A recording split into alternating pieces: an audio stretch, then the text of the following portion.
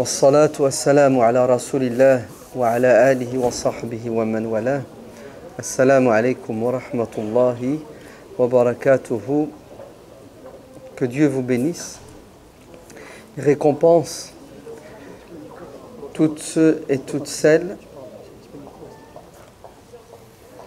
qui sont derrière l'organisation de cette journée. Une journée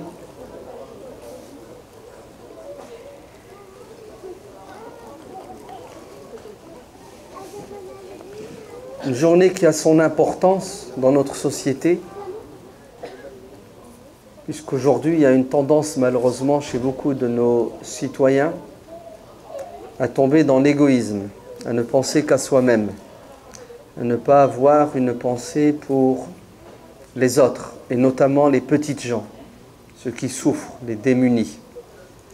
Alors que le propre de l'être humain, c'est d'être altruiste, de penser à l'autre, pour plusieurs raisons, ne serait-ce que celle-ci, et c'est une forme d'égoïsme, penser à l'autre parce que nous avons tous besoin les uns des autres.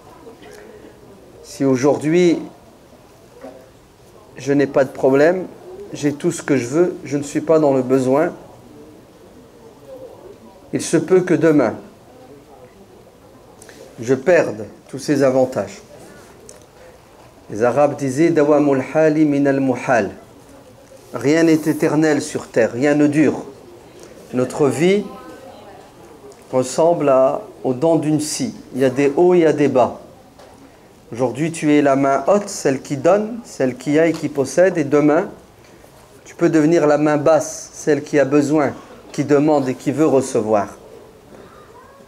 Le propre de l'être humain, parce que c'est sa condition, c'est de penser à l'autre parce qu'il a besoin de son prochain. Vous vous rendez compte? Dans notre littérature religieuse, dans notre livre, dans notre Coran, et c'est la même chose chez les Juifs et les chrétiens, lorsque Dieu créa Adam, il l'a mis au paradis. Vous savez tous qu'au paradis, normalement, il n'y a pas de souci, il n'y a pas de problème, on a tout ce qu'on veut, on ne meurt pas de faim, ni de soif, ni de froid. Mais sachez que le paradis, il manquait quelque chose. Adam était seul. Et le paradis n'a été le paradis auquel nous aspirons tous que parce que Adam a eu une compagne. Lorsqu'ils se sont retrouvés à deux, le paradis est devenu le paradis de la jouissance. Parce que seul, si vous vivez seul, si vous vous enfermez, vous allez souffrir. La solitude, c'est pas un plaisir. C'est même parfois une punition. Car quand on veut punir quelqu'un, on le met au coin, non? On l'envoie dans sa chambre, c'est ça? On le met en prison. Et même à l'intérieur de la prison, si on veut le punir une deuxième fois, on le met au mitard. Qu'il n'entende, qu'il ne voit, qu'il ne dialogue avec personne. Alors imaginez-vous, ces centaines de milliers de personnes aujourd'hui, restons franco-français, qui sont seuls et qui souffrent et qui ont besoin de leur prochain. Ils sont nombreux, plus qu'on ne le pense. Il y a deux solitudes. Il y a ceux qui sont seuls et matériellement, ils n'ont pas besoin. En particulier les personnes âgées, vous savez, qui se retrouvent à un moment donné de leur vie abandonnée.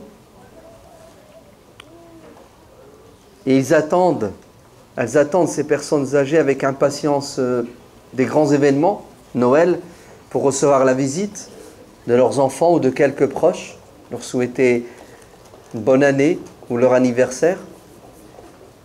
Ces personnes âgées ont des moyens, mais il leur manque l'essentiel, leur prochain.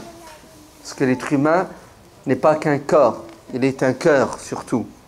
Et il a besoin d'amour. Il a besoin qu'on pense à lui, qu'on lui dise, qu'on lui fasse du bien.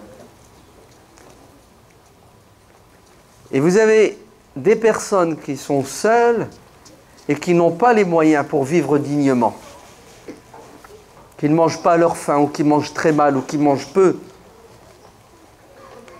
Dans notre société moderne, riche, comparée à d'autres, dans notre société moderne, où les moyens de communication sont nombreux, c'est très facile de se déplacer. C'est très facile de communiquer avec quelqu'un. Mais malheureusement, l'argent n'est pas suffisant, les moyens de communication ne sont pas suffisants. J'ai même envie de dire, ce sont peut-être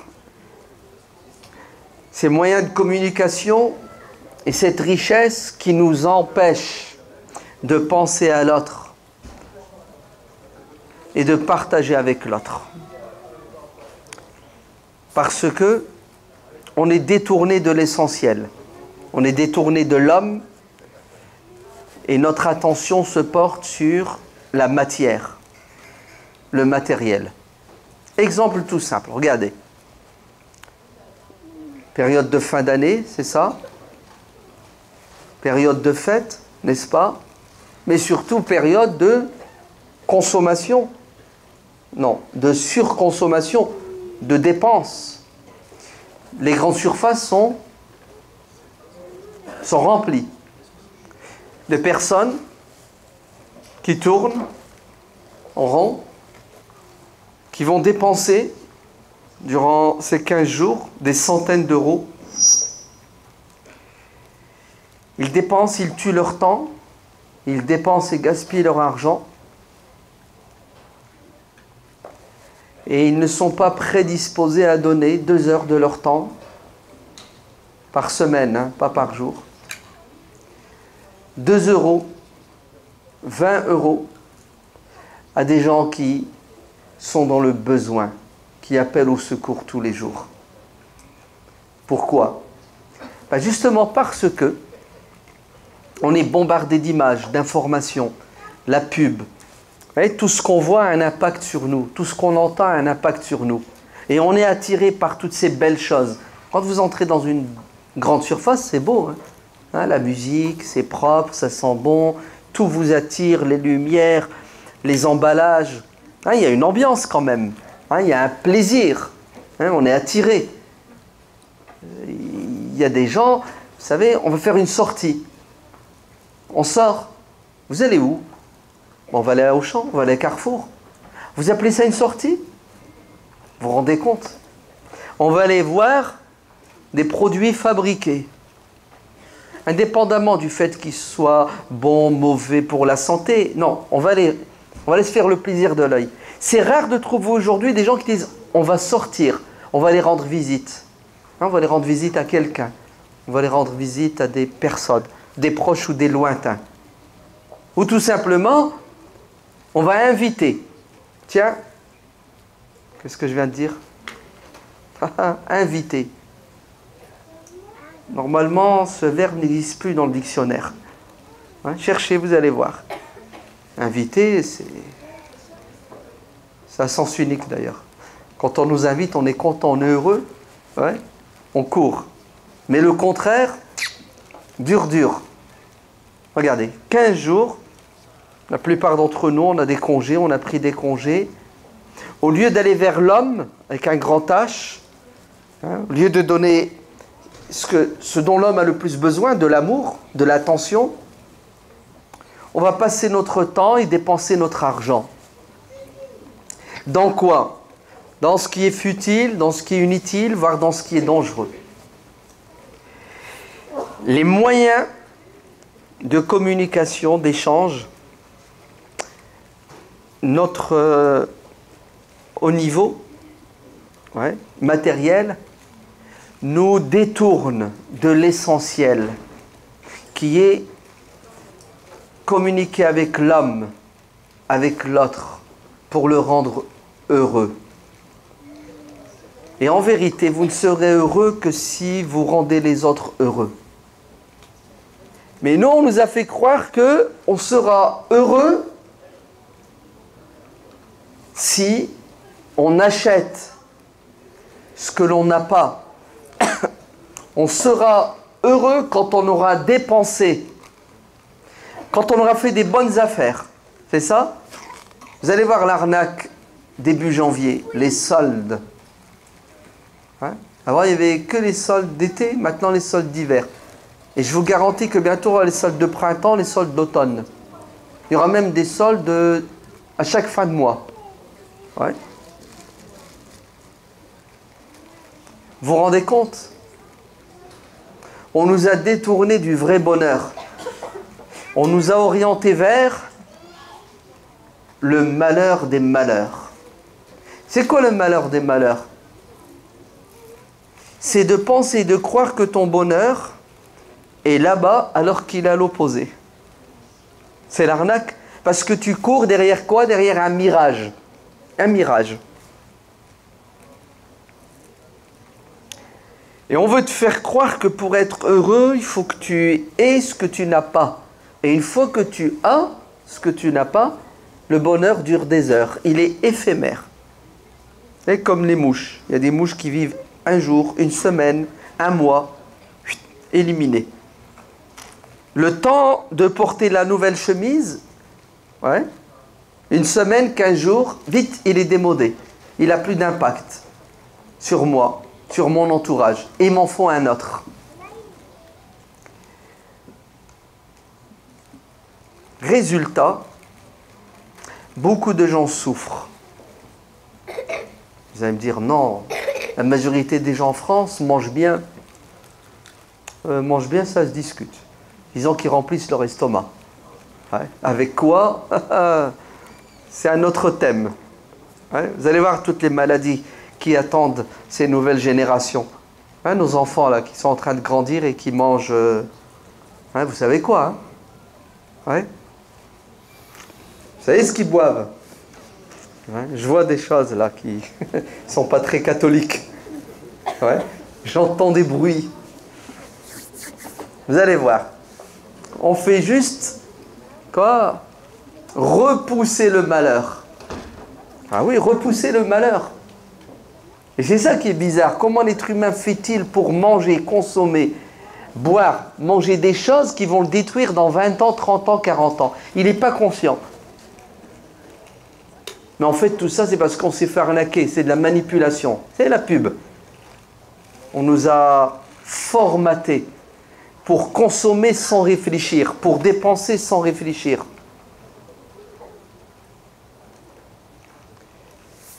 Vous vous trompez si vous croyez que le bonheur est uniquement dans le fait de se remplir l'estomac ou de remplir l'estomac de quelqu'un. Mais c'est nécessaire d'avoir l'estomac plein, sinon on souffre.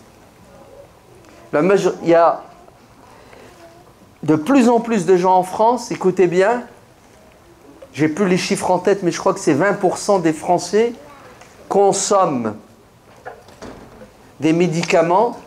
Pourquoi? Alors, comment ils s'appellent? Les antidépresseurs. Antibiotiques, c'est pour toi. Ouais. Antibiotiques, c'est pour les petits qui attrapent des rhumes, des grippes. Une fois qu'ils grandissent, c'est l'antidépresseur, c'est-à-dire les nerfs. Les personnes grandissent, ils stressent des nerfs, ils sont malheureux, ils sont pas bien. Ouais. Et ils doivent bouffer des cachets. Pourquoi? Pour se calmer, pour dormir. Vous vous rendez compte? Prendre des cachets, alors que dormir, ça devrait être naturel. Ouais, t'es fatigué, tu dors. Non. Aujourd'hui, les gens n'arrivent plus à dormir. Tout simplement. Écoutez bien. Tout simplement. Le bonheur est dans le fait d'être heureux, d'être bien dans sa peau et de rendre les autres heureux. À court, moyen et long terme. Parce que vous vous trompez si vous croyez que le bonheur se résume aux 60 années, Inch'Allah, que nous allons vivre, 80, c'est-à-dire à la vie sur terre. Vous vous trompez. Si tu veux être heureux, il faut que tu te projettes après la vie. Qu'est-ce qui va t'arriver après la vie? Est-ce que c'est le bonheur ou c'est le malheur? Et en fonction de cette projection, l'au-delà, où tu dois être heureux, parce que ça doit être éternel,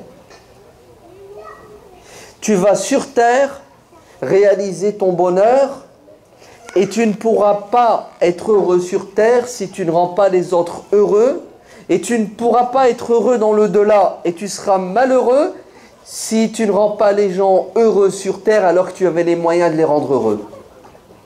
Et je ne vous parle même pas de celui qui rend les gens malheureux sur terre. Lui, il est cuit d'avance.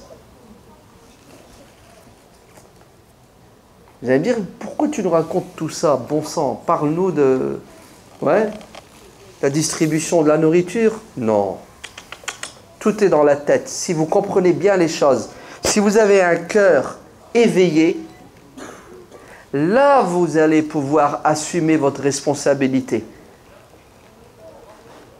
Pourquoi est-ce que vous galérez en tant qu'association, en tant que membre, en tant que sympathisant de l'association, à ramasser 7 000 € pour que pendant la période hivernale, vous allégiez les souffrances, ne serait-ce qu'en remplissant l'estomac? Pourquoi vous galérez alors que à quelques centaines de mètres, même pas 1 kilomètre, hein, où est Carrefour? C'est pas loin là.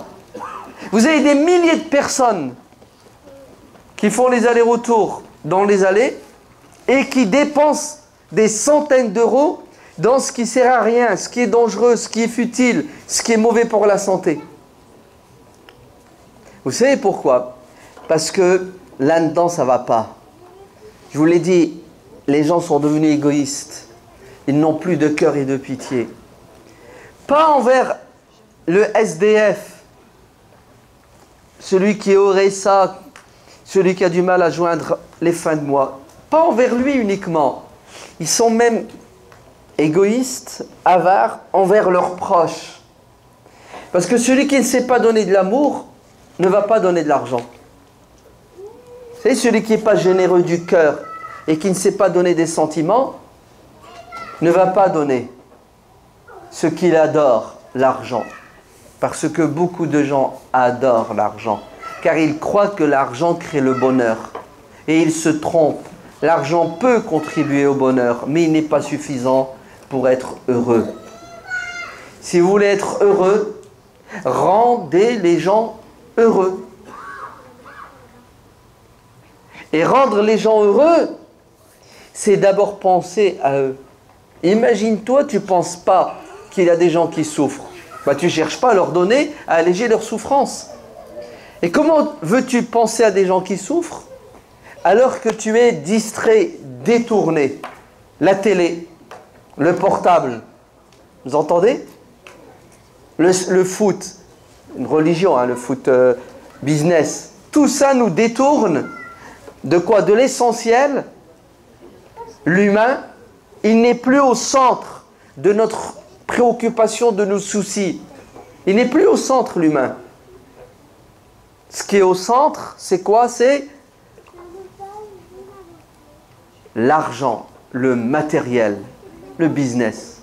Société de consommation qui en fait nous consomme. Elle nous prend notre société, ce qu'il y a de meilleur chez nous, le cœur.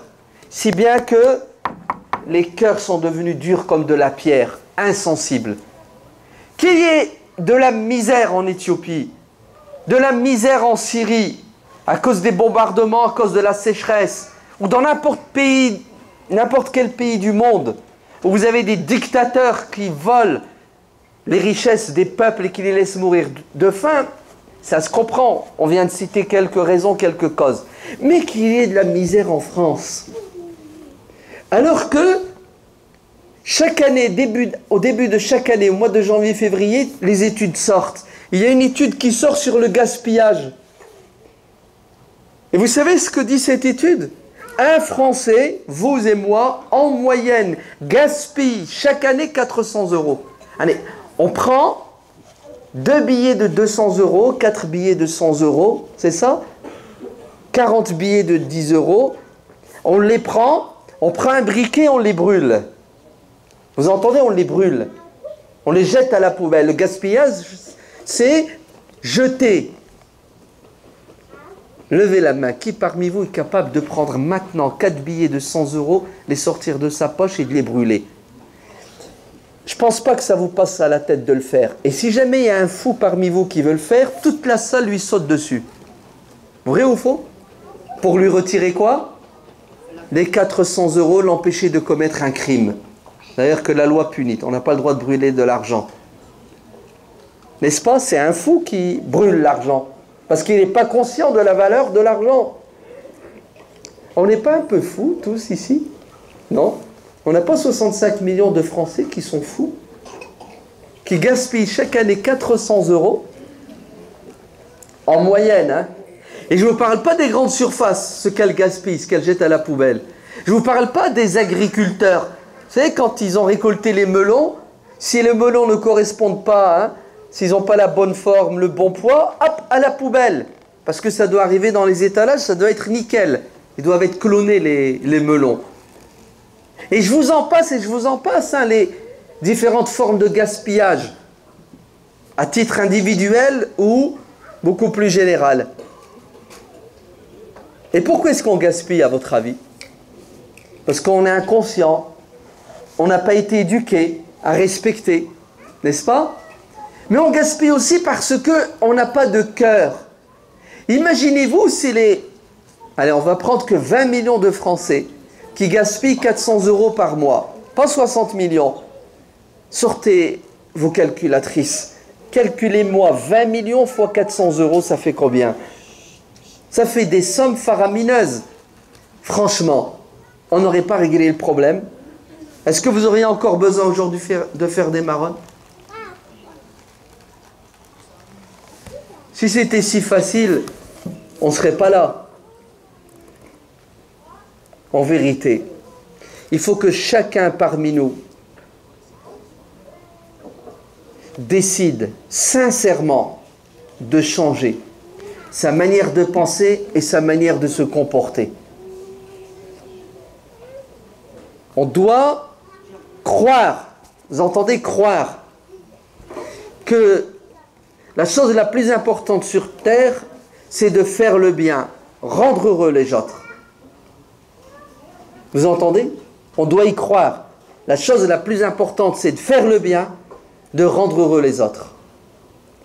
Et si vous ne pensez pas comme ça, des gens vont souffrir, vous allez sans doute souffrir, mais en tout cas, je suis sûr et certain qu'après la vie d'ici-bas, vous allez payer. Et si vous êtes croyant, vous allez vous mordre les doigts et vous allez le regretter. Je vais vous donner les preuves tout à l'heure. Si on changeait de manière de consommer, on économiserait de l'argent, on ferait des tirelires à la maison et on verserait à l'association LVD tous les mois 50-60 €. Vous entendez? 50 à 60 € par mois d'économie. C'est même pas de l'économie, c'est du recyclage. Au lieu que ça aille à la poubelle, ça va dans la tirelire. Et ces 50-60 € vont permettre de nourrir quelqu'un pendant 15 jours, pendant 3 semaines, pendant un mois. Alléger sa souffrance, le rendre heureux. Et vous allez dormir la conscience tranquille en disant « j'ai fait du bien ». Et vous allez éduquer vos enfants pour devenir des êtres humains et non pas des robots. Allez, après toute cette introduction, entrons dans le vif du sujet. Chez nous, musulmans, n'est pas croyant celui qui dort le ventre plein alors que son voisin a faim, il est au courant, il a les moyens de le nourrir. Vous avez vu comment ça commence? Il n'est pas croyant. C'est-à-dire ce n'est pas un véritable croyant. C'est soit un hypocrite, ou c'est soit quelqu'un qui a mal compris sa religion et sûr et certain qu'il ne la met pas en pratique. Il est à côté de la plaque. Il trahit sa conscience et sa foi. Il n'a rien compris à l'objectif de la religion. Il ne croit pas, il ne croit pas, il ne croit pas, celui qui dort le ventre plein alors que son voisin a faim. Et regardez comment le Coran le dit d'une autre manière. Khuduhu farulluh. Arrêtez-le, attrapez-le. Dieu dit aux anges le jour de la résurrection. Cet homme, cette femme, mettez-lui des chaînes. Et ensuite, jetez-le en enfer. Pour qu'il souffre et qu'il soit puni. Pourquoi, Seigneur, est-ce que cette personne encourt ta colère? Parce que Dieu est juste. Vous savez pourquoi il sera jeté en enfer? Dieu dit dans le Coran, Innahu kana la yu'minu billahi al-azim wa la yahuddu ala ta'amil miskin. Deux raisons fondamentales. Il sera jeté en enfer la tête la première, parce qu'il était ingrat envers son Seigneur et il n'incitait pas les gens à nourrir l'affamé. Il est en enfer pour deux raisons. Parce qu'il n'avait pas de relation avec celui qui l'a créé. Bon, j'ai presque envie de vous dire, ce n'est pas notre sujet aujourd'hui, je mets ça de côté. La deuxième raison, c'est sa relation avec les êtres humains. Il avait les moyens de donner et il n'a pas donné. Il n'avait pas les moyens de donner, il n'a pas incité celui qui a les moyens de donner. Vous savez ce que ça veut dire? Ça veut dire que personne n'a d'excuse. Celui qui n'a pas parmi nous ne doit pas justifier.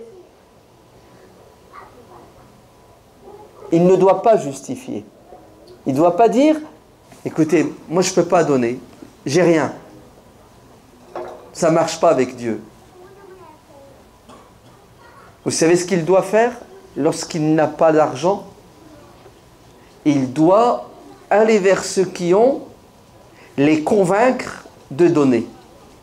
Et il sera récompensé comme si lui-même avait donné, parce que c'est grâce à lui. En fait, il doit se transformer en commercial de l'humanitaire. Il doit faire de la pub. Hein? Tu ne peux pas donner? Très bien, tiens, prends les tracts. Va les distribuer. Tu ne peux pas donner? Tu n'as pas d'argent? Tu ne travailles pas? Même toi, tu es dans le besoin? Viens. Mets-toi à la sortie de Carrefour. Tu vas tenir un stand et tu vas récupérer les denrées. Viens, donne 2 heures à l'association et à travers le net, tu vas essayer d'inciter le maximum de personnes. Crée des adresses. Il y a 2 manières d'adhérer à l'association. C'est soit de vous participer, vous donnez 10 € par mois, parce que vous avez les moyens, bravo. Ou soit vous n'avez pas les moyens de donner 10 €, vous devez participer autrement. Vous venez donner 2 heures de votre temps par semaine. Vous venez donner un coup de main. Vous allez voir des gens qui ont, et vous les incitez à donner, et vous ramenez l'argent, et vous le mettez dans les mains du trésorier. Nous n'avons pas le droit d'être des spectateurs. C'est ça que veut dire le verset. Nous devons être des acteurs à la lumière de nos moyens. Mais rester les bras croisés et faire des commentaires de l'actualité. Pourquoi il y a la faim dans le monde? Pourquoi il y a des gens qui souffrent? Qu'est-ce que font les riches? Pourquoi le gouvernement n'y a pas fait? Ça, c'est une posture qui va vous mener en enfer. Parce que Dieu ne va pas questionner votre voisin à votre place. Il va vous dire à vous, vous aviez les moyens d'alléger les souffrances de vos voisins dans votre ville. Et vous n'avez rien fait. Et vous allez sortir votre relevé, c'est ça, bancaire, en disant, Seigneur, regarde, le 15 du mois, j'étais à découvert. Dieu ne l'accepte pas comme excuse. Il va te dire, oui, très bien, tu étais à découvert, mais tu avais du temps. Pourquoi est-ce que tu ne l'as pas donné? C'est pour ça notre religion, elle nous dit que le renégat, le traître parmi nous, c'est qui? Et vous allez voir, je vais commencer à réciter un passage du Coran et la plupart des musulmans dans cette salle vont m'accompagner parce qu'ils le connaissent par cœur. Dieu dit dans le Saint-Coran, Bismillahirrahmanirrahim, Ara'ayta allazi yukaddibu bid-din, fadalika alladhi. Vous avez vu ce qu'il fait? Wala yahuddu ala. Regardez, ils connaissent par cœur. C'est qui le renégat, le traître, le mauvais croyant, qui n'a rien compris à la religion Et même lorsqu'il l'a comprise, il ne la met pas en pratique. Vous savez c'est qui? C'est celui qui n'a pas de pensée pour l'orphelin, pour la veuve, pour celui qui a faim. C'est l'égoïste. C'est celui qui n'incite pas les gens à penser aux autres et à partager. Dieu le qualifie dans le Coran de traître. Vous avez entendu? Yukadhibu bid-din, c'est un traître. Il faut choisir notre camp. La foi, ce n'est pas uniquement une relation verticale avec Dieu. D'ailleurs, ta relation intime avec Dieu a pour objectif de réveiller en toi le sens du partage. Dieu t'a donné, donne une partie de ce que Dieu t'a donné. Wa anfiqu mimma razaqnakum. Dieu dit dans le Coran, donne ce que moi je t'ai donné. C'est-à-dire, moi je t'ai donné, donne une partie. Tous les matins, il y a 2 anges qui prennent la parole dans l'univers. Il n'y a que les sourds qui ne veulent pas entendre, qui ne tendent pas l'oreille pour écouter leurs invocations. 2 anges prennent la parole tous les matins. Le premier dit Allahumma a'ti munfiqan khalafan. Seigneur, donne à celui qui a donné. Celui qui donne, donne-lui plus que ce qu'il a donné. Wa'ati mumsikan talafan. Quant à celui qui a privé les gens de sa générosité, prive-le de ta générosité. Vous voulez être dans quel camp? Dans le camp des gens que les anges maudissent, ou le camp des anges, de ceux que les anges applaudissent? Notre prophète bien-aimé sallallahu alayhi wa sallam, quand il est arrivé à Médine, le premier discours qu'il a fait, vous savez c'est lequel? Ayyuhannas, ô êtres humains, afshus salam. Afshus salam. Saluez les gens. Allez, créez le contact avec les gens à travers quoi? À travers la salutation. Allez vers l'autre. Dites-lui bonjour. Une poignée de main chaleureuse, un sourire. Créez le contact. Wa at'imu ta'am. Donnez à manger aux gens. Soyez généreux, hospitaliers, partagez. Wa sallu bil layli wan nasu niyam. Et la nuit, priez, implorez votre Seigneur. Tadkhulul jannata bisalam, vous entrerez au paradis en paix. Vous avez vu comment notre prophète incite les gens à quoi? À développer dans leur quotidien des relations avec les autres dans 2 domaines. Les relations humaines, la politesse, la gentillesse, transmettre des sentiments, et le côté matériel, aider son prochain, soulager ses souffrances. Franchement, dites-moi, c'est beau ou c'est pas beau? C'est magnifique. Oui. N'est pas croyant celui qui a et qui n'a pas de pensée pour ceux qui n'ont pas. Écoutez ce que Jésus, alayhi salam, dit dans l'évangile de Matthieu. Pardon. Écoutez ce que Muhammad, alayhi salatu wassalam, dit dans le Sahih de l'imam Muslim. Les mêmes paroles. Vous entendez? Ce qui prouve que Jésus et Muhammad tirent leur savoir de la même source. Le prophète Muhammad alayhi salatu wassalam et le prophète Jésus alayhi salatu wassalam disent que le jour de la résurrection, nous allons tous nous retrouver face à Dieu et Dieu va nous questionner. Et parmi les questions que Dieu va poser, celle-ci. Il interpellera chacun d'entre nous. Alors imaginez-vous la scène. Dieu te dit, ô et toi, j'avais faim, moi Dieu, et tu ne m'as pas donné à manger.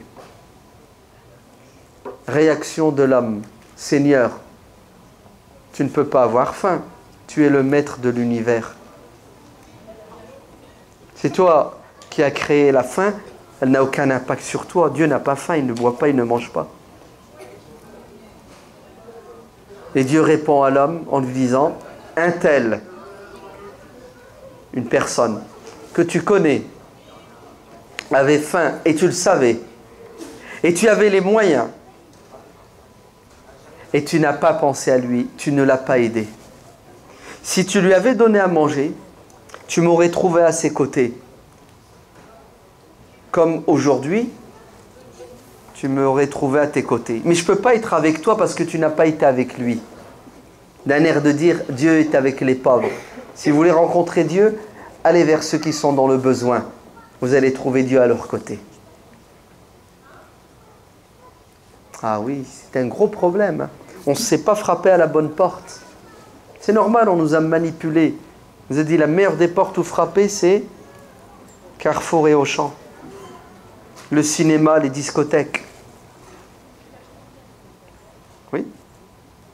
Notre jeunesse grandit dans cette société de consommation et de distraction.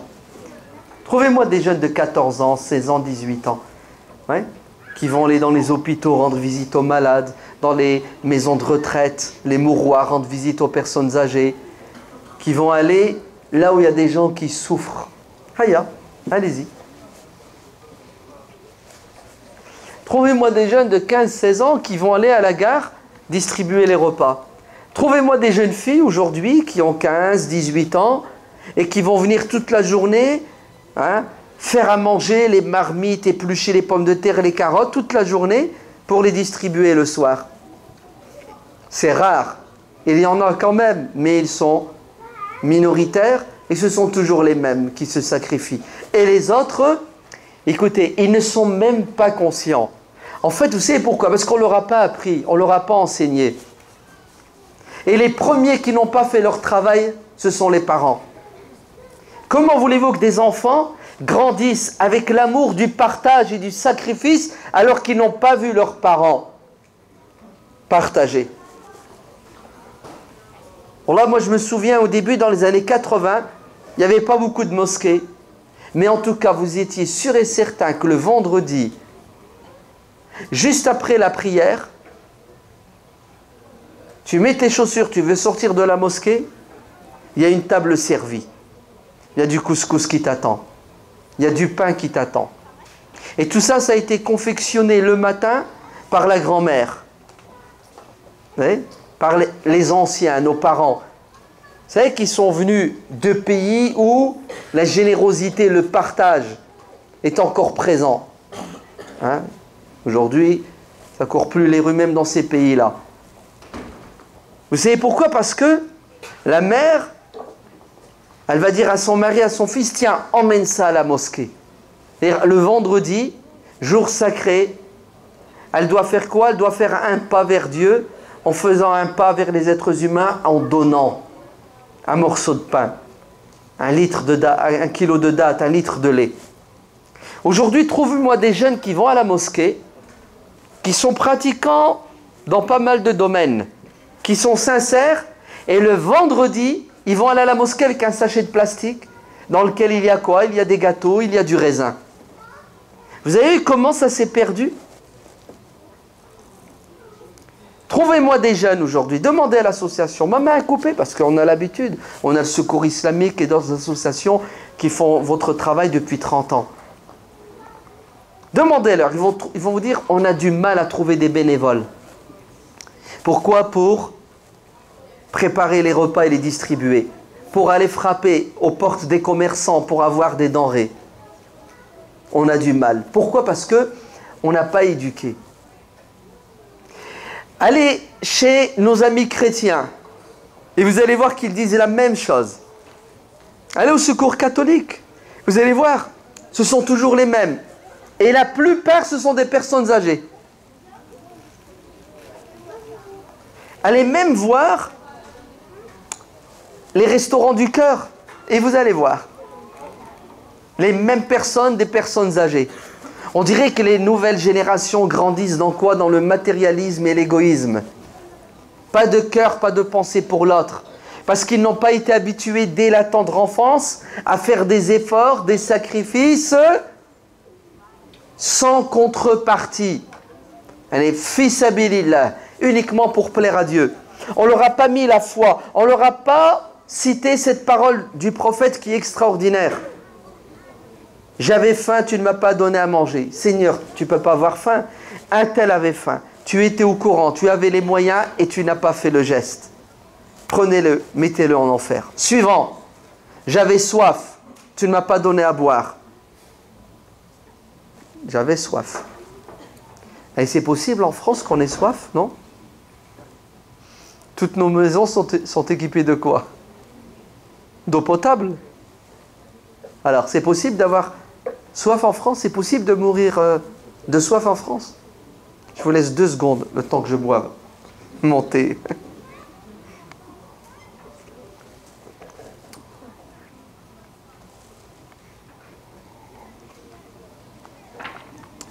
2015, si ma mémoire est bonne, 3000 personnes sont mortes en France cet été. Il y avait une canicule, pas très violente. 3000 personnes sont mortes. À cause de quoi? Déshydratation, ça s'appelle. C'est ce que veut dire déshydratation? Un mot compliqué, non.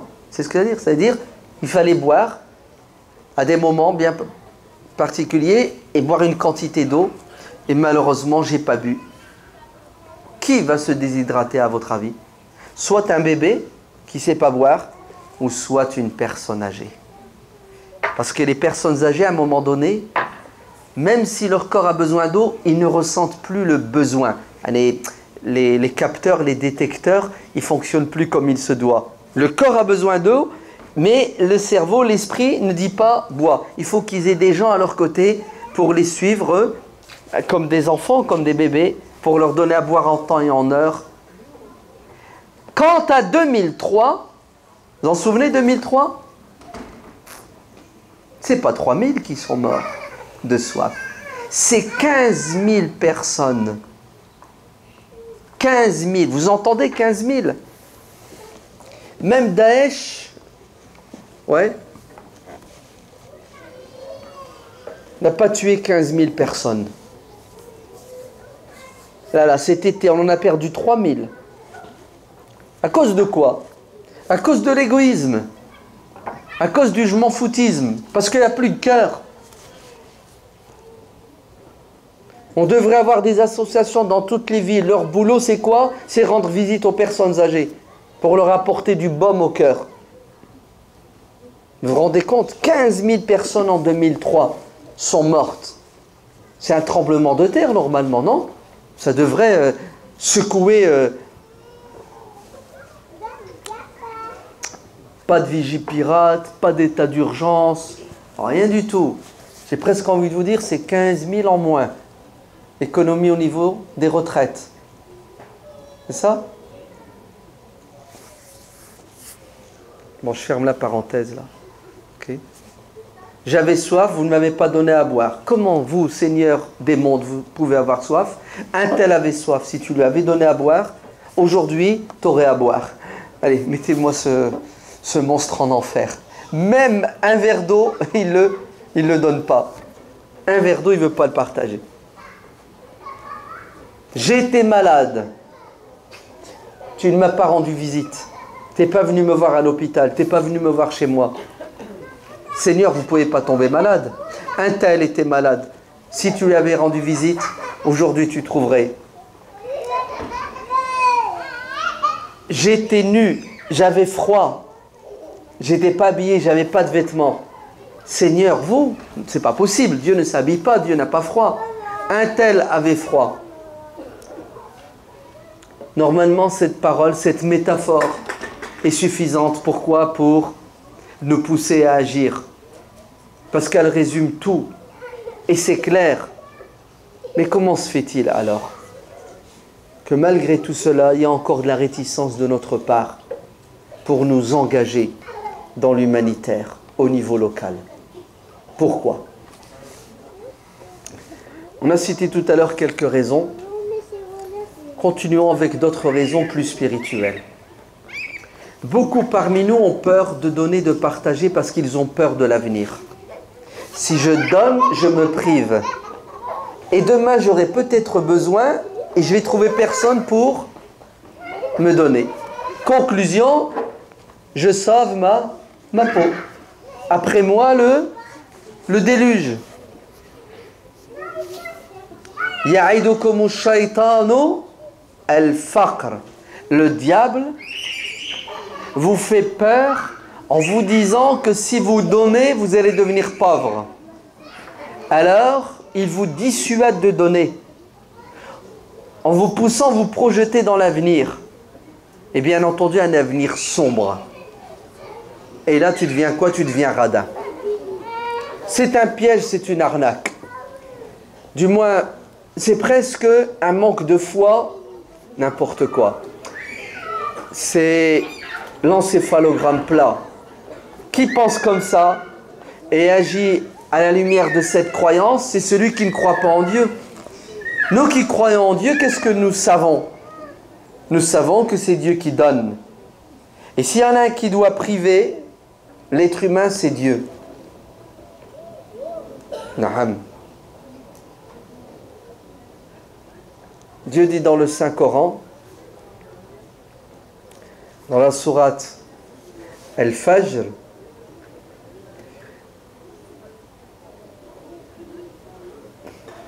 la plupart des musulmans ici connaissent la sourate, n'est-ce pas?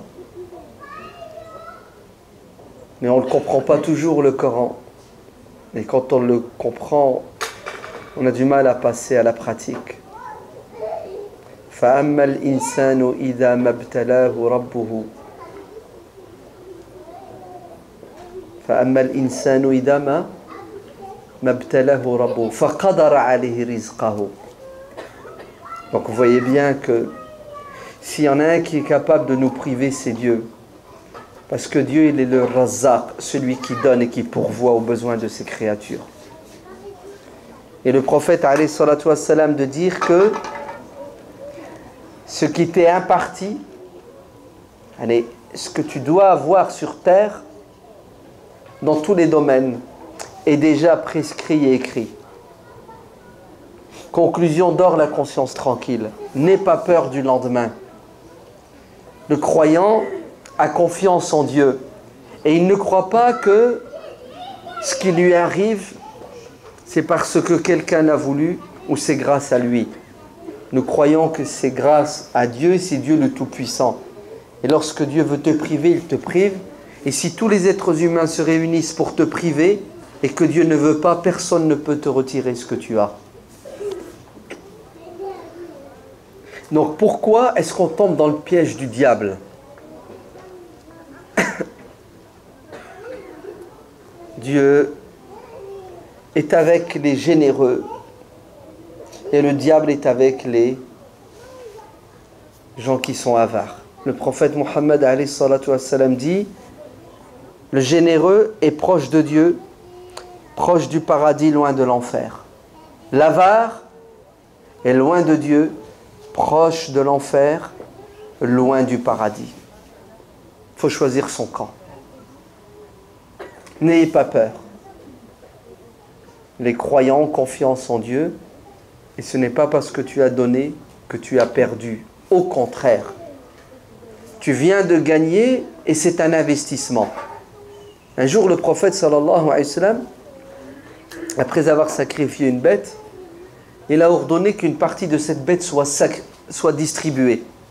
Et donnée. Donner un peu au voisin, donner à celui qui a faim. Et après, le prophète questionnera son épouse. Qu'est-ce qui reste comme viande? Elle dira, sa femme, que tout est parti, il ne reste que cette partie, une infime partie. Et le prophète sallallahu alayhi wa sallam de lui parler un autre langage en disant: tout est conservé. Il n'y a que cette partie qui sera sacrifiée. C'est-à-dire ce qu'on a donné aux gens, c'est ce qu'on retrouvera là-haut. Par contre, ce qu'on aura consommé, on le laissera sur terre. Vous avez vu comment le prophète nous éduque? Il nous dit, donnez et soyez confiants. Car ce n'est pas une perte, mais c'est un gain. C'est dur quand même, hein, à entendre, à comprendre, ça va, mais surtout à vivre. Allez, je donne, en fait, je ne me prive pas. Au contraire, si j'ai donné, c'est là que je viens de gagner. Je donne 100 euros, la banque, elle m'envoie le décompte, il y a 100 euros en moins, et tu es content, tu rigoles, tu dis j'ai gagné 100 euros. Non, ce n'est pas 100 euros que tu as gagné. Dans notre religion, tu as gagné 700 euros. C'est ça? Non. 1000 euros. Hein? Multiplié par 10. Al-Hassanatu bi ashri amthaliha. Allez, tu donnes 100 euros, Dieu te récompense comme si tu avais donné 1000 euros. Mieux, tu sais combien? Multiplié par 70. Multiplié par 700 fois, par 1000 fois. En fait, on ne sait pas tellement combien. Ça dépend de ton intention, du moment où tu l'as donné. Bref, vous vous rendez compte ce que Dieu nous demande? Il nous dit, donnez avec le sourire. Parce que quand vous donnez, c'est un investissement sûr qui va vous ramener ce que vous ne pouvez même pas vous imaginer. Qu'est-ce que ça va me ramener? Le réconfort? Oui. Maintenant, on va parler matériel, puisqu'on comprend que le matériel. Demain, dans 1 an, dans 20 ans, tu seras dans une situation d'opulence et de richesse qui sera due à cet investissement que tu as fait il y a 20 ans. Vous allez me dire, comment tu le sais? C'est rien, on est croyant, on sait que c'est Dieu qui fait tout. Et le jour de la résurrection, quand on s'assera dans le divan et qu'on fera retour en arrière, on va voir toute notre vie défiler. Ah oui, d'accord, j'ai eu ça parce que j'avais fait ça. Ne savez-vous pas que le prophète alayhi salatu wassalam a dit dans un hadith authentique, soignez vos malades en donnant aux pauvres. Vous vous rendez compte? Ah oui. Nous, on nous a appris, quand tu es malade, il n'y a que le médecin, il n'y a que l'hôpital et il n'y a que les antibiotiques qui soignent. Ce qui n'est pas faux en soi. Il faut le médecin, il faut l'hôpital, il faut les antibiotiques, bien que ça ne soit pas automatique. Mais le prophète nous donne un autre remède qui est aussi nécessaire et obligatoire, qui s'appelle la générosité. Tu es malade, tu es dans la galère, tu souffres et tu dois penser à qui? Franchement, c'est pas beau? C'est puissant quand même, hein? Toi qui es dans le besoin là, tu es malade et ta religion elle te dit, il y a pire que toi. Pense à l'autre, Dieu pensera à toi. C'est beau quand même, non? Vous ne trouvez pas? C'est pas que tu donnes quand tu es en forme, quand tu es en bonne santé, quand tu as 1 million d'euros sur ton compte en banque, tu as donné 100 euros, ça te fait ni chaud ni froid. Non. Ta religion te demande de donner quand tu es dans le besoin. De partager. C'est pour ça, le prophète a assisté à une scène extraordinaire qui est plein d'amour, de partage. Une fois, la femme du prophète Aïcha reçoit une invitée, une femme. Elle l'accueille et nous, quand on a des invités, on fait quoi à votre avis? Oui, c'est bien. Magnifique. Vous voyez comment il est attentif et il est concentré? Ça fait plaisir, que Dieu te bénisse. Donc on les accueille chaleureusement, hein, avec le partage. Et Aïcha n'avait pas grand-chose à donner à son invité. Elle n'avait même pas de verre de thé, rien. Si ce n'est qu'une date. Elle a fouillé, entre parenthèses. Vous voyez comment notre prophète vivait? Dans l'indigence et la pauvreté. Hein. C'était le plus pauvre parmi les gens. C'est impressionnant. Hein. L'homme le plus respecté, l'homme qui va changer la face de l'histoire. Regardez, chez lui, dans sa demeure, il n'y a même pas un morceau de pain. Il y a une date. C'est tout ce qu'Aïcha a trouvé. Elle prend la date. 3 dates. Elle offre à la maman une date et à ses 2 petites filles une date chacune. Les enfants mangent leur date à toute vitesse, ils aiment bien. et il réclame la date de la maman. C'est ce qu'a fait la maman, elle a pris sa date, elle l'a coupée en deux, elle a donné la moitié à l'une et la moitié à l'autre et elle s'est privée. Le soir, Aïcha radiallahu anha, elle raconte à son mari le prophète, sa journée. Et quand le mari rentre, il est accueilli par son épouse et il y a un dialogue qui s'enclenche. Hein, t'as fait quoi? J'ai fait quoi? Non, c'est pas ça. Parce que quand il rentre, déjà, il faut qu'il la trouve. Parce qu'on ne sait pas où elle est. Il y a peut-être des soldes quelque part, non? Ouais, il y a...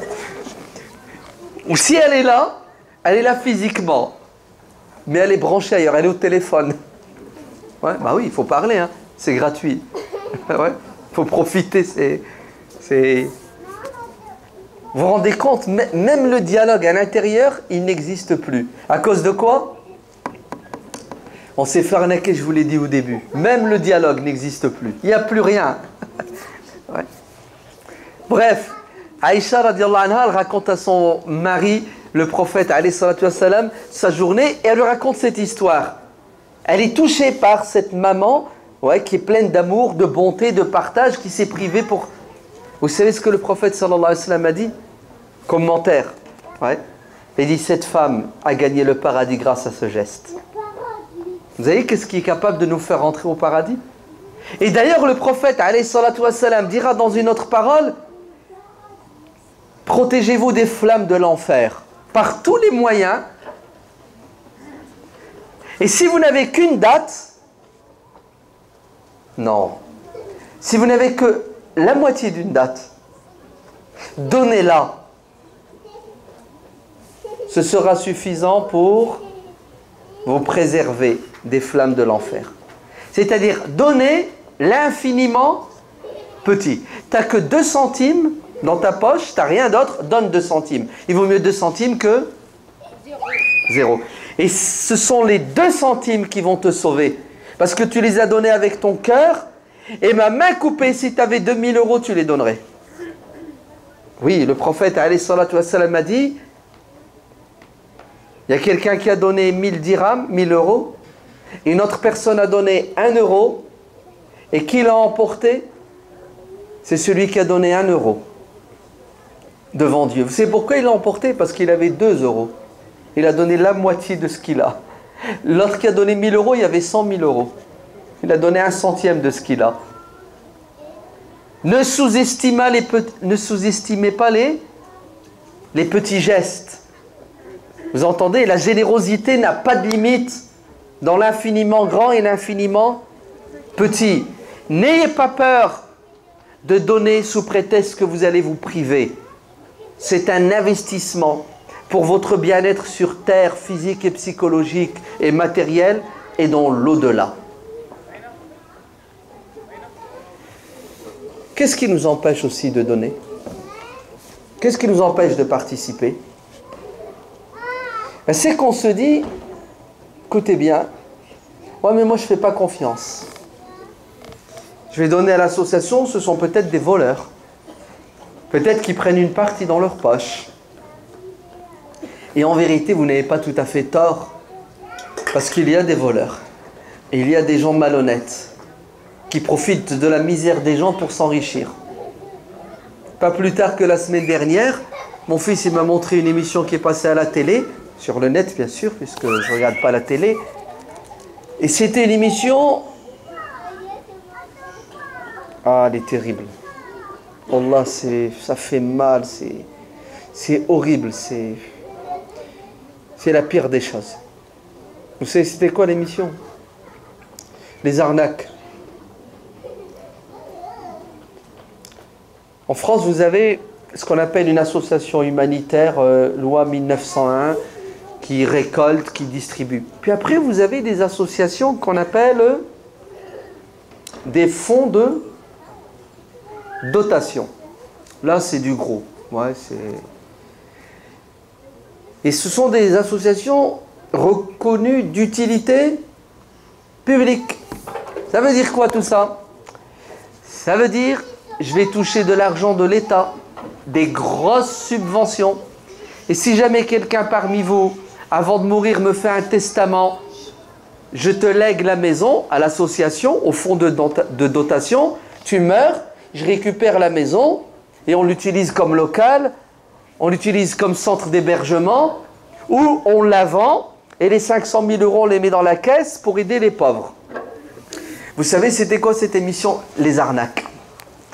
Des fonds de dotation, des associations humanitaires reconnues d'utilité publique qui sont entre les mains de diables, c'est comme ça qu'il faut les appeler, hein. Des charognards, ouais, des gens qui viennent profiter de la misère des gens, qui utilisent la misère des gens pour s'en mettre plein les poches, et ce sont des millions d'euros qui sont détournés.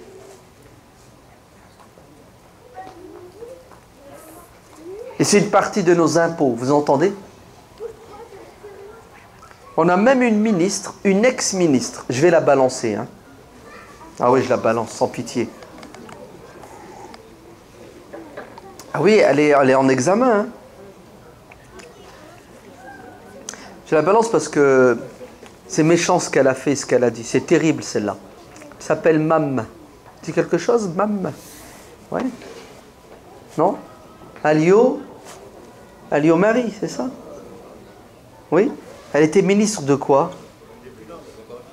De quoi? De la Défense. Ministre de la Défense. L'armée, ministre de la Défense, qui est censée nous protéger des méchants. Quand il y a eu la révolution en Tunisie, vous savez ce qu'elle a dit? Elle a dit, je vais vous envoyer des professionnels pour mater la population et on va vous donner des cours. Ouais, à vous les despotes, les tyrans là. On va vous montrer comment écraser le peuple. C'est le peuple tunisien qui s'est soulevé contre Louis XVI. Ouais, et qui est parti pour détruire la Bastille. Mam, ouais, dans un élan de solidarité envers le Sud, le tiers-monde, a offert ses services à Louis XVI. Elle a dit, je vais te montrer comment les défoncer. Mam crée une association, un fonds de dotation. Et comme elle a des relations, des tentacules, ouais, du piston, ça s'appelle, elle a réussi à avoir des milliers d'euros, des centaines de milliers d'euros. Et bien entendu, comme c'est une grande association, hein, coquille vide, secrétaire, c'est sa fille, son fils, son grand-père, sa grand-mère. Je dis n'importe quoi, mais c'est juste pour vous montrer que ils se partagent le gâteau à travers des emplois. Ouais. L'argent qui doit aller dans l'estomac des pauvres est distribué entre qui? Je me souviens, il y a une vingtaine d'années, il y avait une association qui lutte contre le cancer. Hein? L'Arc, c'est ça? Qui avait à sa tête un sacré médecin, Crosmary. Ouais. Qu'est-ce qu'on a découvert? Voleur. 60% ouais, de l'argent, c'était pour... Vous savez quoi? Pour faire tourner la boutique. 60%. C'est-à-dire si l'association, chaque année, elle reçoit, elle a 1 million d'euros. Mais non, c'est des dizaines, des centaines de millions d'euros. 60% de cet argent, c'est pour payer des fonctionnaires. Et bizarrement, c'est toujours des gens qui tournent autour de quoi? De la famille ou du même parti politique. Je ferme la parenthèse, c'est horrible. Vous entendez? Et beaucoup de gens sont déçus, doutent et finissent par dire « Moi, je donne rien, je ne fais pas confiance. » Ils sont tous des voleurs. Et on tombe dans ce qu'on appelle l'essentialisme, on généralise. Et c'est une bonne raison, un bon alibi pour certains pour ne pas participer, pour ne pas donner. Vous êtes à côté de la plaque. Parce que tous ceux qui font de l'humanitaire ne sont pas des voleurs. Il y a des voleurs parmi les humanitaires. Et Dieu merci, ils ne sont pas majoritaires. Ils sont minoritaires. La majorité des gens qui donnent de leur temps, de leur argent pour le bien des autres, sont des gens qui sont honnêtes, sont des gens qui sont sérieux. Ce sont des gens qui ne comptent pas. Maintenant que vous preniez vos précautions, j'entends, je comprends, c'est humain, c'est normal. Ben, c'est pas compliqué. Adhérez à l'association et vous aurez un droit de regard sur les comptes, vous aurez un droit de regard sur la gestion. Non, vous savez ce que vous allez faire? C'est pas que vous allez adhérer, vous allez donner, vous allez participer. Vous-même, vous allez venir le samedi et une fois par mois, c'est vous qui allez distribuer. C'est vous qui allez faire les courses et vous allez venir avec un ticket et le remettre au trésorier. Si vous participez, on ne peut plus accuser quiconque de détournement de fonds puisque vous êtes tous impliqués. Le gros danger de la population française aujourd'hui, et c'est une étude, c'est un livre qui est sorti il n'y a pas longtemps, c'est quoi? C'est on ne veut plus faire du bénévolat. Et quand il y a encore quelques, je ne sais pas comment les appeler, des fous, qui font du bénévolat, on les accuse d'être des voleurs, ils ne sont pas sincères, et quelque part ça justifie notre manque d'engagement. Comme moi, je ne veux pas, je ne peux pas, je n'arrive pas à donner gratuitement, fils sabilillah, je pense que tout le monde est comme moi. Hein, je fais une projection sur l'autre. En vérité, non, tout le monde n'est pas comme vous. Dieu merci, il y aura toujours des gens sincères, dévoués, qui partagent. Donc, participez, donnez de votre temps, de vos compétences, de vos biens. L'argent, c'est le nerf de la guerre.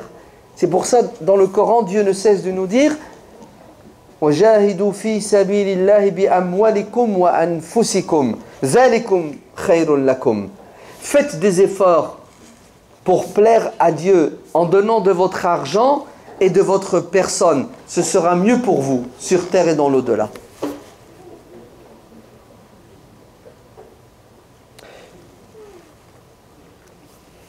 Chez certains musulmans qui ont mal compris leur religion,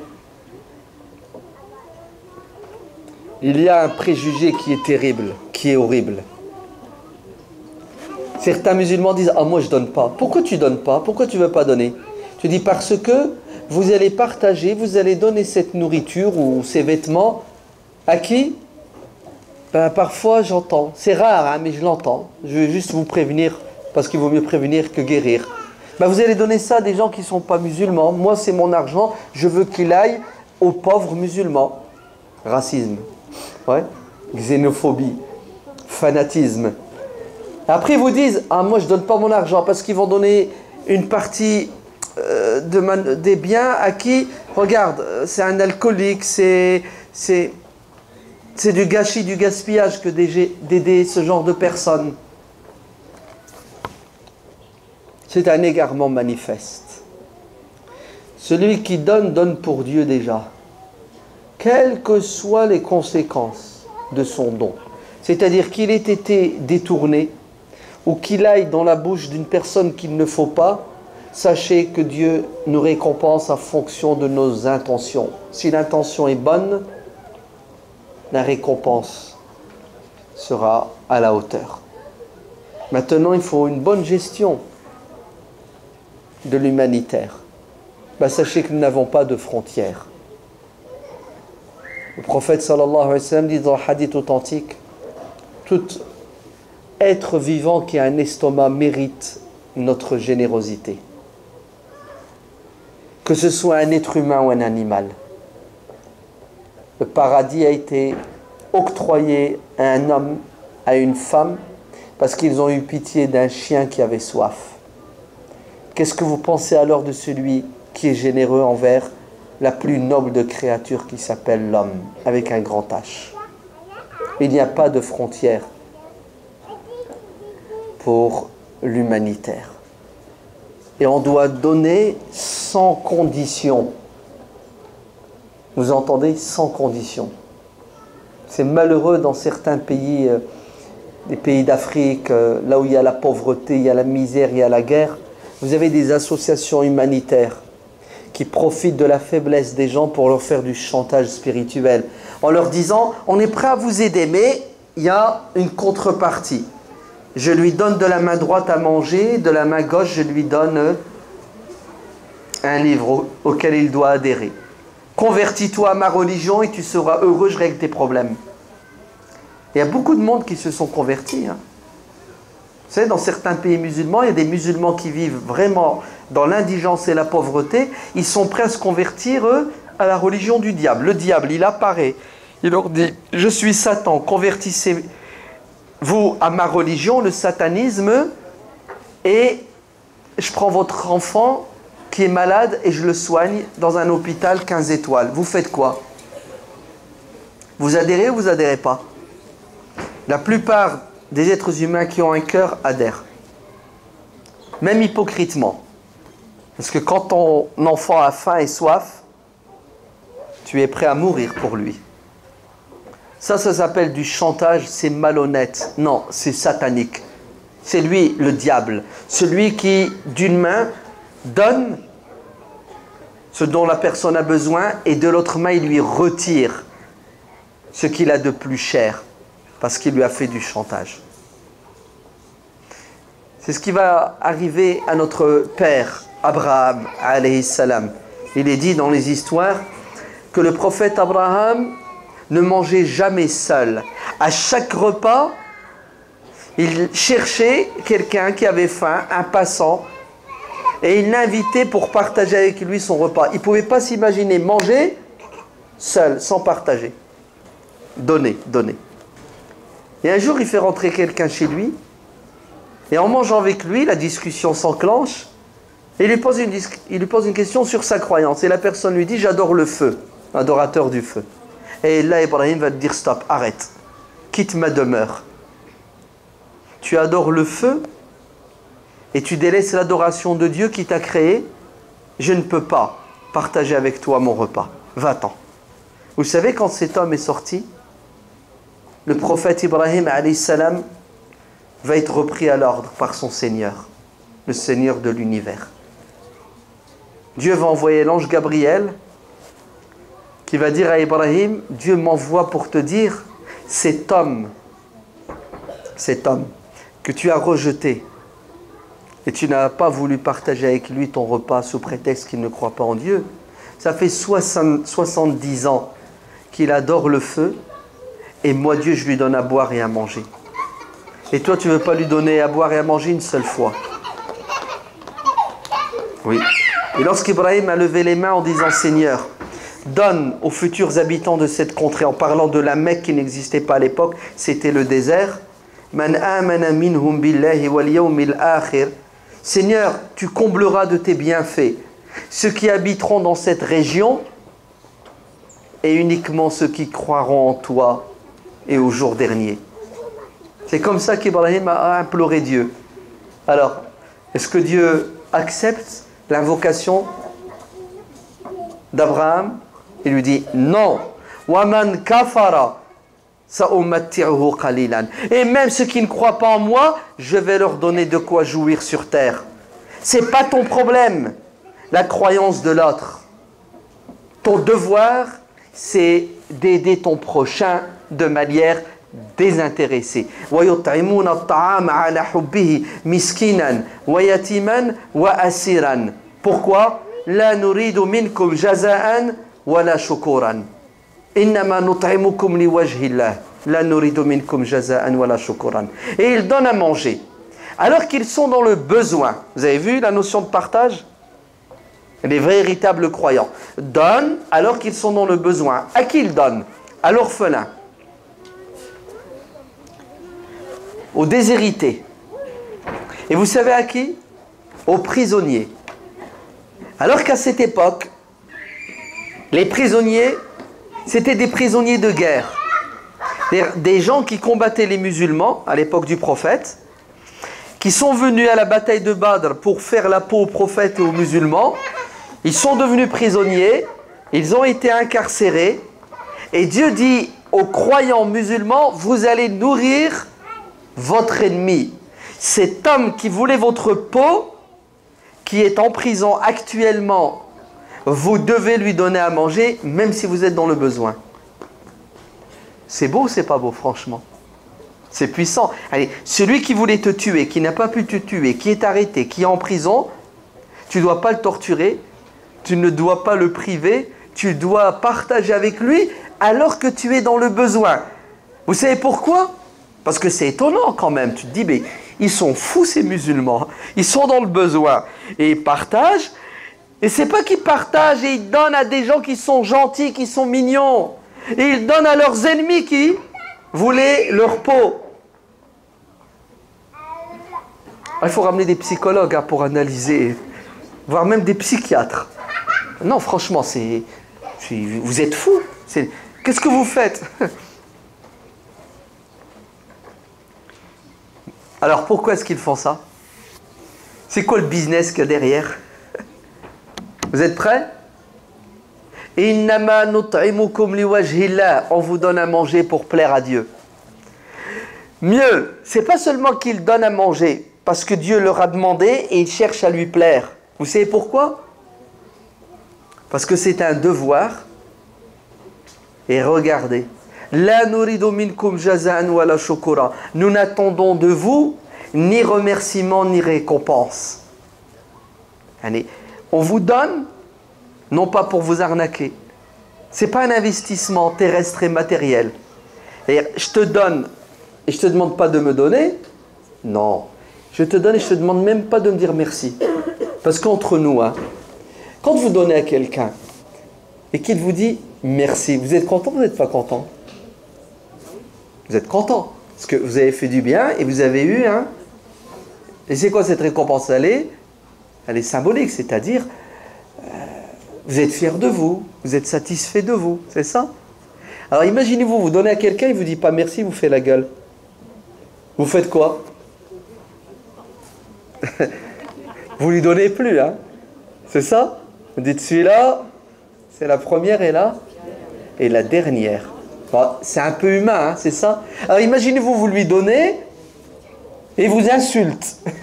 Il prend et il crache dans la soupe. Tu fais quoi? Tu lui verses la soupe sur la tête? Non. Regardez ce que le Coran dit.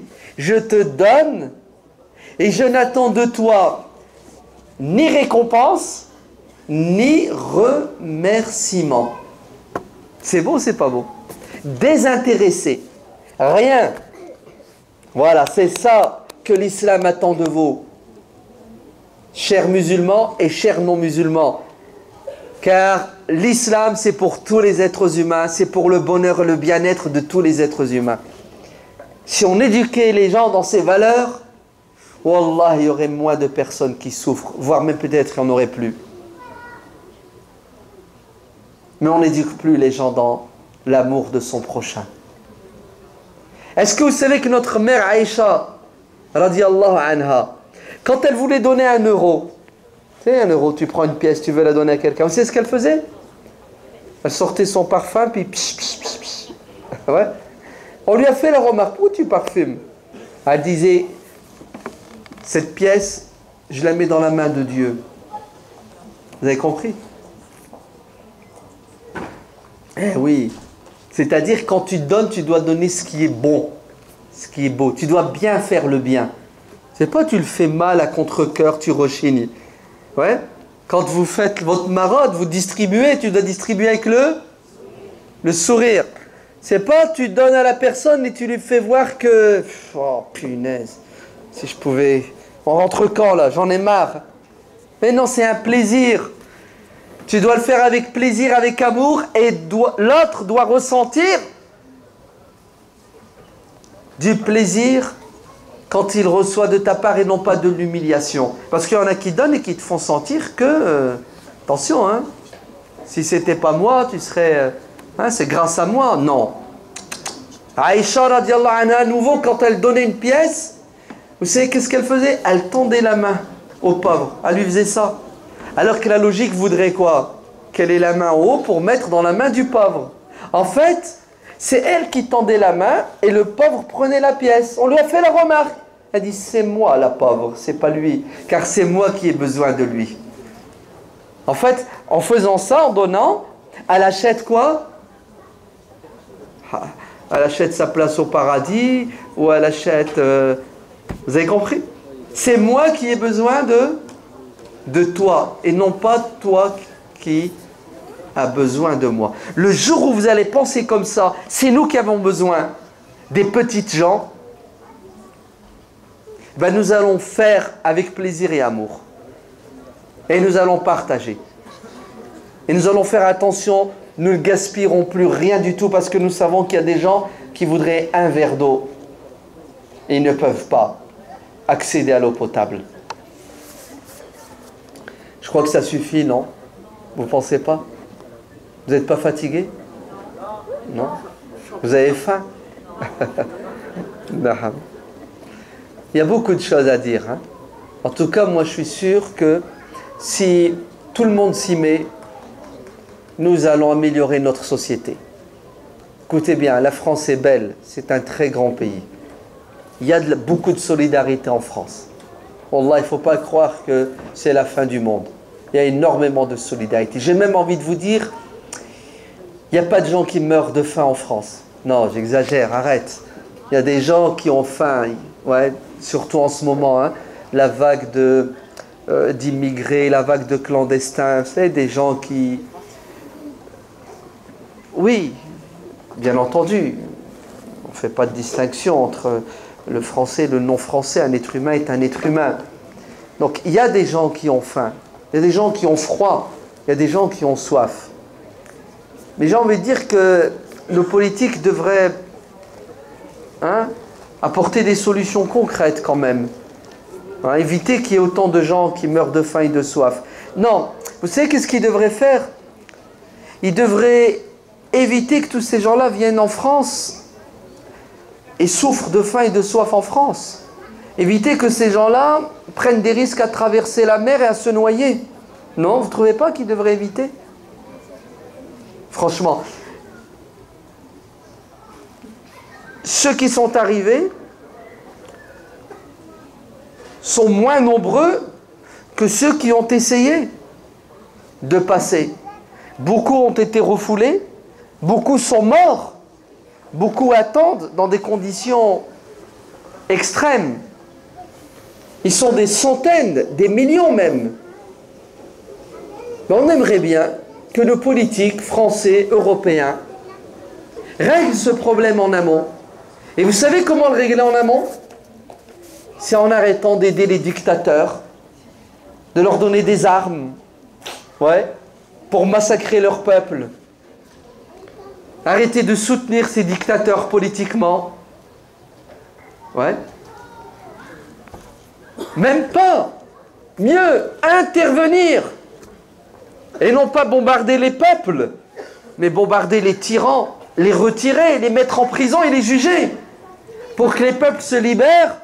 Parce que un pays où il n'y a pas de liberté est un pays où il y aura la misère matérielle. Parce que ces pays-là sont riches. Il y a du soleil, il y a de l'eau, il y a des matières premières, il y a une forte population, surtout les jeunes. Et ils ont tout pour réussir sauf une chose, la liberté, la démocratie. Et qu'est-ce qui empêche la démocratie dans la plupart de ces pays-là? Ce sont les dictateurs, mais ce sont aussi les puissances occidentales qui ont tout à gagner à ce que la misère continue et reste dans ces pays-là pour continuer à exploiter, à piller les richesses. Et qu'est-ce que ça donne comme résultat? Des millions de morts, des centaines de milliers de réfugiés, des gens qui ont faim et qui ont soif. Nos politiques devraient aussi s'y mettre encore plus pour résoudre tous les problèmes qu'il y a en France. Problème de logement, problème de malbouffe, n'est-ce pas? Il y a une misère sociale, hein? Est-ce que vous le savez ou non? J'ai un ami, là, un magasin, vous savez, alimentation générale. Généralement, c'est des Arabes, ouais, dans les grandes villes. Alimentation générale. Il est ouvert de 6 h du matin à 21 h, 22 h. Vous savez, cet ami, qu'est-ce qu'il m'a dit? Écoutez bien. Il m'a dit, les 10 premiers jours du mois, ça va. Il y a de la clientèle. À partir du 15 du mois, il n'y a plus rien. Pourquoi? Parce que les gens ont dépensé ce qu'ils ont gagné au début du mois. Surtout ceux qui sont au RSA, vous savez, qui vivent des aides sociales. Je lui ai dit, mais ils font comment alors pour les 15 jours qui restent? Ils font comment pour vivre? À crédit. Ah ouais, parce que vous croyez que s'ils vont à la banque va leur prêter? C'est bien, hein? Mais en fait, tu as raison. Cette personne m'a dit, écoutez bien, qu'ils vivent à crédit. Vous savez pourquoi? Parce qu'ils n'ont plus d'argent. C'est-à-dire, c'est lui qui fait crédit. Ils viennent et ils ne prennent que l'essentiel, des pâtes, du pain, de quoi vivre, hein, c'est vraiment la misère. Et il a des carnets, hein, où il écrit 3 euros, 5 euros aujourd'hui. Et au début du mois, les personnes viennent, paient leurs dettes du mois précédent, les 50, 100 euros. Ils achètent ce dont ils ont besoin à la première, les 10 premiers jours, et à nouveau une dette. Moi, je lui dis, mais t'as pas peur qu'ils ne reviennent pas et qu'ils t'arnaquent, hein? Il prend pour 100 euros de nourriture et il ne vient pas te payer. C'est ce qu'il m'a dit. Il m'a dit, ça n'arrive presque pas, c'est arrivé une fois. Je lui dis, pourquoi? Il me dit, parce que Carrefour ne va pas leur faire un crédit, ni Auchan, même Lidl, ni Aldi. Vous avez compris? Ils sont obligés de revenir chez qui? Chez qui? Chez l'arabe du coin. Non, non. Ils sont obligés de revenir chez l'islamiste, l'intégriste, le fondamentaliste, le terroriste. Avant c'était un arabe, maintenant c'est un djihadiste. Oui, cette personne, elle est présidente de la mosquée actuellement. Je lui dis, c'est ça l'islam. C'est donne. Fais crédit aux gens sans intérêt. Et si quelqu'un ne revient pas, c'est pas grave.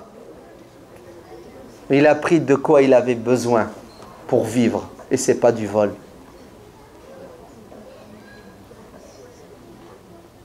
Vous n'allez pas combattre l'islamophobie aujourd'hui uniquement en pleurant sur votre sort, chers concitoyens musulmans.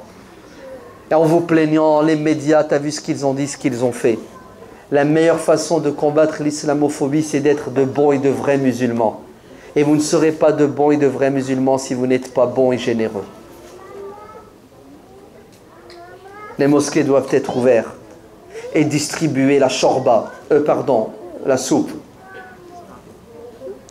En hiver et même en été. Vous devez développer votre association et pas uniquement aller à la gare et donner aux sans-abri, aux sans-papiers, aux SDF. Vous devez aller frapper aux portes de gens qui ont faim et qui ont soif. Vous devez faire, écoutez-moi bien les responsables d'LVD, un restaurant solidaire. Un restaurant solidaire. Où les gens vont venir à 19 h, ils entrent, ils mangent et ils rentrent chez eux sans payer. Comment vous allez faire? Vous sollicitez la générosité des gens, vous allez voir les commerçants, les grandes surfaces et vous allez trouver beaucoup de gens qui vont répondre. Deuxièmement, vous sollicitez les pouvoirs publics, vous sollicitez les politiques, l'État. Il y a ce qu'on appelle des épiceries solidaires, il y a ce qu'on appelle les garages solidaires, et il y a quelques restaurants solidaires en France et il n'y en a pas assez. L'État va vous donner les subventions, conseil général, régional, l'État, des députés vont vous donner de leur cagnotte. Vous allez créer de l'emploi. Oui, des hommes et des femmes qui vont faire la cuisine toute la journée, des gens qui vont distribuer, des gens qui vont nettoyer. Vous pouvez créer 3, 4, 5 emplois. Et c'est l'État qui paie les salaires. Et vous allez nourrir des centaines de personnes. Et vous allez bien les nourrir. Parce que vous savez bien faire à manger. Vive la cuisine intégriste, islamiste, fondamentaliste. Wallahu alam, walhamdulillahi rabbil alamin. Je m'arrête ici.